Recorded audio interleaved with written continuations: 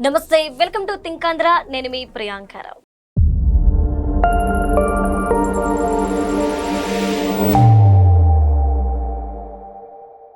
అన్నా లెజినోవా తిరుపతి వెళ్ళడం, ఆవిడ గుండు కొట్టించుకోవడం, ఆ తర్వాత బిడ్డ బతికినందుకు, క్షేమంగా ఉన్నందుకు 17 లక్షల రూపాయలు విరాళం ఇవ్వడం, ఇదంతా మనం చూసాము. 2 రోజులుగా సోషల్ మీడియాలో అంతా ఇదే వార్త నడుస్తుంది. అయితే ఈ నేపథ్యంలో చాలా మంది ఆమె చేసిన పనిని స్వాగతిస్తున్నారు, మన మతం కాకపోయినప్పటికీ ఈవిడ ఇలా నమ్మడాన్ని. కానీ అల్లు అర్జున్ ఫ్యాన్ ముసుగులో కొంతమంది ఆ పోస్టుల కిందకి వెళ్లి ఆమెని అసభ్యకర పదజాలంతో తిడుతూ కొన్ని చెప్పలేని కామెంట్స్ చేశారు. దీనికి సంబంధించి ఈ రోజు పోలీసులు ఒకరిని అరెస్ట్ కూడా చేశారు.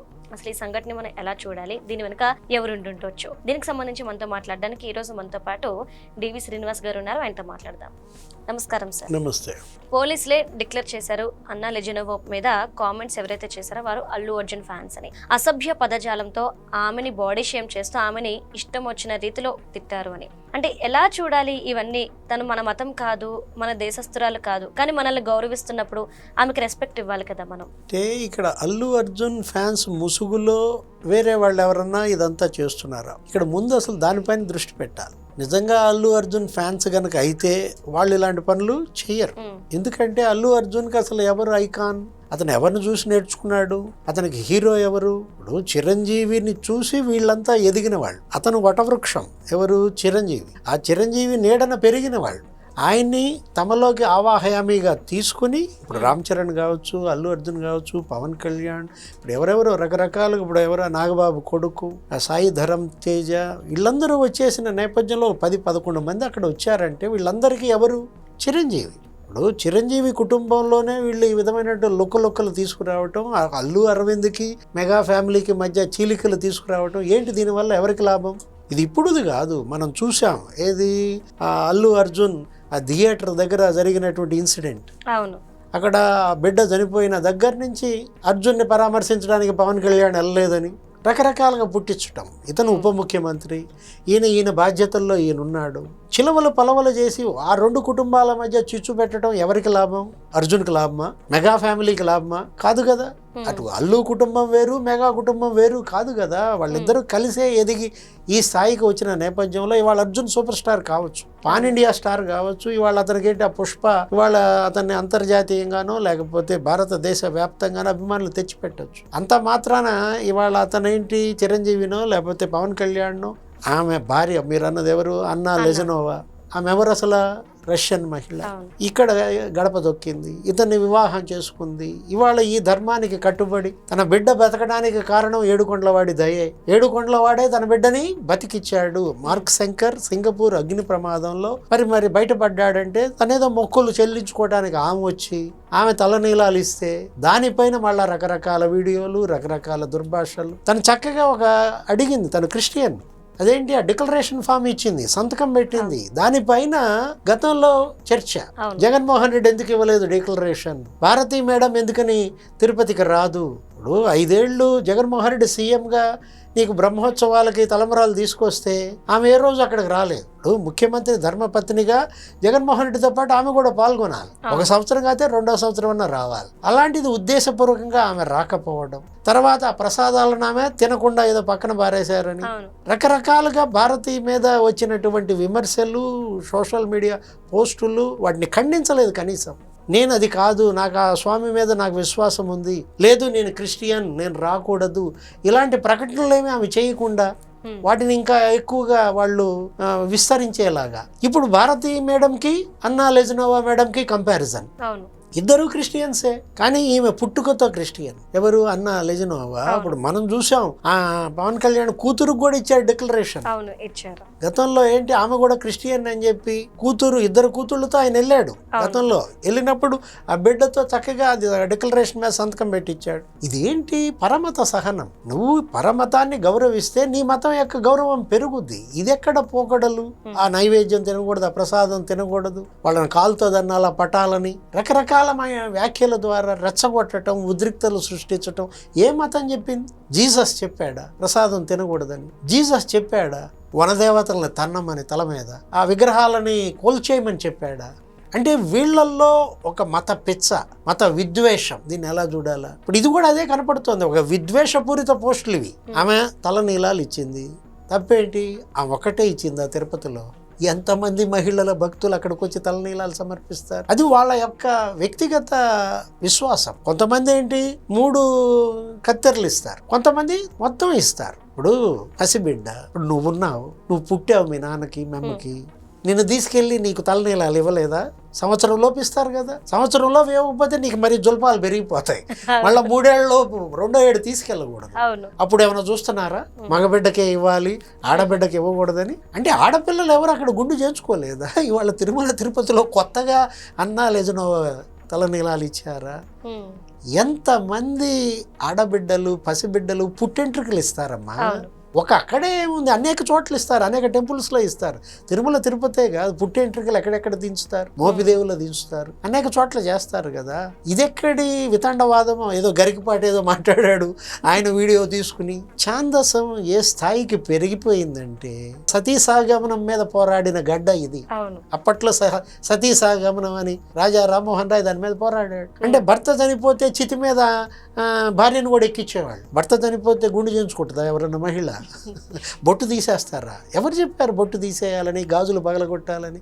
ఇదంతా ఇంకా నీకు ఆ ఛాందసం కొనసాగుతూనే ఉంది.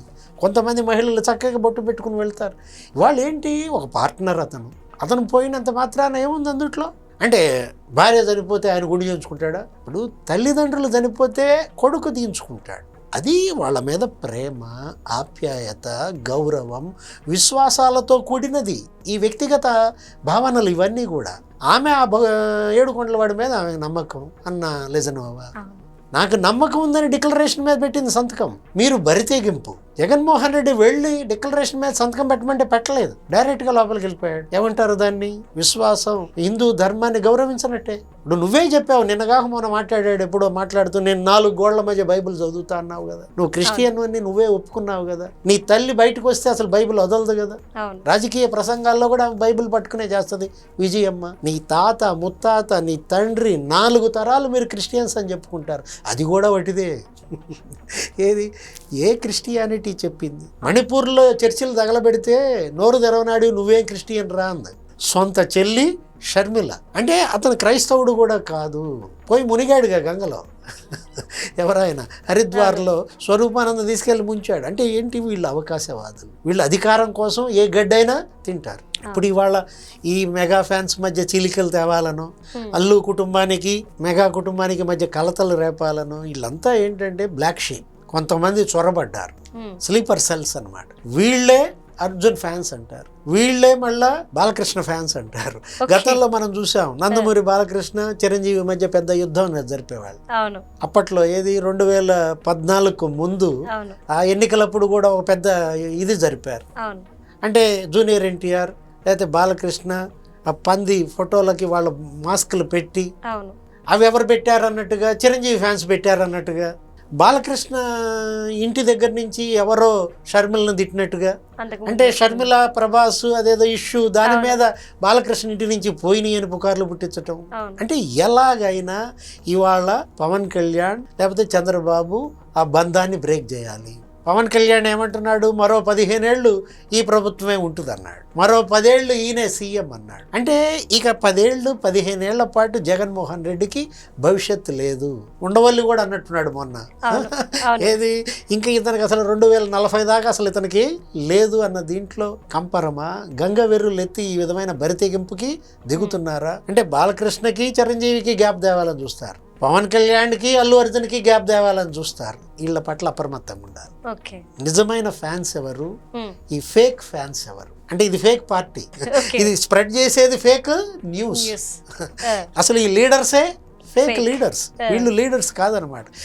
ఈ ఫేక్ న్యూస్ పట్ల, ఈ ఫేక్ పోస్టుల పట్ల అప్రమత్తంగా ఉండాలి. అంటే చాలామంది వాళ్ళ చైతన్యవంతులయ్యారు. ఇట్లాంటి కుట్రలకు ఎవరు మరి బలవటానికి సిద్ధంగా లేరు, తిప్పి కొడుతున్నారు, ఎక్కడికక్కడ తిప్పి కొడుతున్నారు. ఇప్పుడు అన్నా లెజనోవా రష్యన్ మహిళ, పవన్ కళ్యాణ్ భార్య, కనీసపు గౌరవం ఇవ్వకుండా ఇలా అవాకులు చవాకులు పెళ్తున్నారంటే ఆమె ఆశ్చర్యపోతుంది. ఏది, ఇదా భారతదేశం?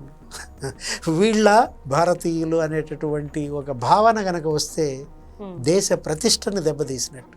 ఈ సన్నాసులు ఈ ఉన్మాదులు వీళ్ళు వాళ్ళ కుటుంబ ప్రతిష్ట దెబ్బతీయటం కాదు, వాళ్ళ దేశానికే వీళ్ళొక వైరస్గా మారారు. ఈ వైరస్ని వాళ్ళ రూట్ అవుట్ చేయాలి. కరోనా కూడా మందు కనుక్కున్నారు కానీ భారతీయులు, ఆయన ఎవరు, సుచిత్ర ఎల్లా, కృష్ణ ఎల్లా 70 దేశాలకు వ్యాక్సిన్ తయారు చేసి పంపారు. ఇప్పుడు ఈ జగోనా ఈ వైరస్కి మరి మందు ఎవరు కనిపెడతారు? డాక్టర్ చంద్రబాబు నాయుడు కనిపెట్టాలి, డాక్టర్ పవన్ కళ్యాణ్ కనిపెట్టాలి. ఇవాళ జగోనా అనే వైరస్ పాలిట వ్యాక్సిన్ తయారీ ఇవాళ NDA ల్యాబ్లో తయారవ్వాలి. అంటే ఖచ్చితంగా వీళ్ళందరినీ కట్టడి చేయాల్సిన అవసరం ఉంది అంటారు. ఎందుకంటే ప్రతి స్త్రీ మీద పార్టీతో సంబంధం లేకుండా ఎవరికైనా సపోర్ట్ చేశారు అంటే వాళ్ళ మీద ఇలాంటి కామెంట్స్ రెగ్యులర్ గా చేస్తూనే ఉన్నారు. ఎందుకు ఒక్కసారి ఆలోచించట్లేదు? అంటే పవన్ కళ్యాణ్ ఆ మధ్య అసెంబ్లీలో మాట్లాడుతూ డిప్యూటీ సీఎం ఈ యాంటీ సోషల్ మీడియా యాక్ట్ ఒకటి తేవాలన్నారు. ఈ social media abused prevention act అనమాట. SC ST atrocity prevention act ఎలాగో ఇప్పుడు ఈ social media atrocity prevention act రావాలి. ఆ చట్టాన్ని తీసుకురావాలి, యుద్ధ ప్రాతిపదికన తీసుకొచ్చి ఈ ఉన్మాదులందరినీ కనుక ఏరి వేయకపోతే వీళ్ళకి కళ్ళ ముందు కనపడుతున్నారు.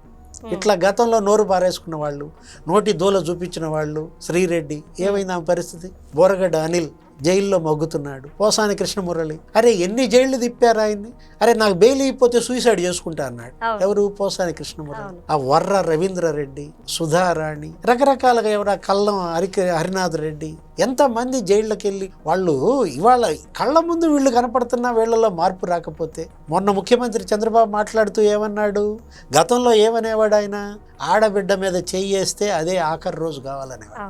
దాన్ని మార్చాడు, ఏ ఆడబిడ్డ పైన అసభ్య పోస్టు పెట్టినా అదే చివరి రోజు అంటున్నాడు. అది రావాలి, ఆ భయం రావాలి. ఆ భయం వస్తే గానీ ఈ బరి తెగింపుకి అడ్డుకట్ట పడదు. మొన్న చూసాం, భారతమ్మ మీద పోస్టులు పెట్టారనో, అసభ్యంగా మాట్లాడారనో సొంత పార్టీ కార్యకర్తను జైలుకి పంపారు. చేబ్రోలు కిరణ్ TDP సింపథైజర్ అని లేకపోతే ITDP కార్యకర్తను అన్నా కూడా సస్పెండ్ చేసి పారేశారు. ఏం ఆ పనులు వీళ్ళు ఎప్పుడైనా చేశారా? ఇప్పుడు బోరగడ్డ అనిల్ని కానీ, ఆ వర్ర రవీంద్రరెడ్డిని కానీ, లేకపోతే ఆ సుధారాణిని కానీ, లేకపోతే శ్రీలేఖని కానీ ఖండిస్తూ ఒక్క మాట మాట్లాడారా? అంటే వీళ్ళు ఎలాంటి వాళ్ళు, వాళ్ళు ఎలాంటి వాళ్ళు. ఇవాళ ఏది కావాలి, ఈ రాష్ట్రానికి ఏది కావాలి, ఏ నాయకత్వం కావాలి, ఏ పార్టీ రావాలి, ఏది పోవాలి, ఈ అసభ్యత పోవాలి, ఈ ఉన్మాదం నుంచి ఆంధ్రప్రదేశ్ విముక్తం కావాలి. ఉన్మాద రహిత ఆంధ్రప్రదేశ్గా దీన్ని తీర్చిదిద్దాల్సిన బాధ్యత పవనానంద స్వామిదే, లేకపోతే ముఖ్యమంత్రి చంద్రబాబుదే. మీరు స్లోగన్ ఇచ్చారు ఏమని, hello AP by by YCP అన్నారు. ప్రజలంతా దాన్ని నీకు రోరింగ్ నినాదంగా మారింది. బై బై వైసీపీ చేశారు. ఇవాళ బై బై వైసీపీ కాదు, ఇవాళ ఏంటి, ఇవాళ బై బై సైకోస్ కావాలి. ఆ నినాదం రావాలి. Thank you so much sir.